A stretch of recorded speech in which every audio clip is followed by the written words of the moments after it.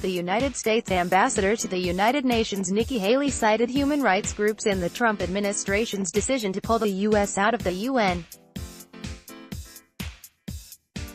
Human Rights Council. One day after Haley announced the U.S. pullout from the council, Politico reported that she sent a letter to the non-governmental organizations, NGOs, and placed the blame on them. "You should know that your efforts to block negotiations and thwart reform were a contributing factor in the U.S. decision to withdraw from the council," Haley wrote, according to Politico.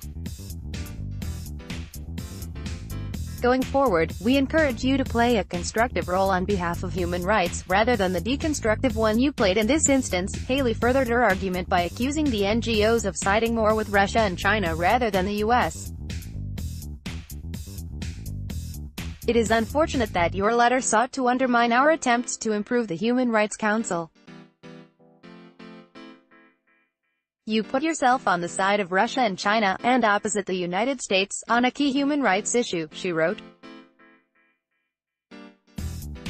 Haley added, however, that the administration's withdrawal from the council does not mean it is softening on the battle against human rights abuses. The U.S. withdrawal from the 47-member council had been in the works for some time.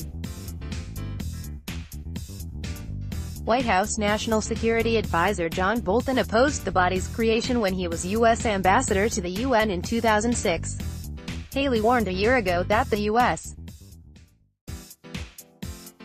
pull out if the council didn't address what she saw as its bias against Israel and the fact that many of its current members, that list includes China, Saudi Arabia, and Egypt, have poor human rights records themselves. Content from Bloomberg was used in this report. Politics. The United States ambassador to the United Nations Nikki Haley cited human rights groups in the Trump administration's decision to pull the U.S.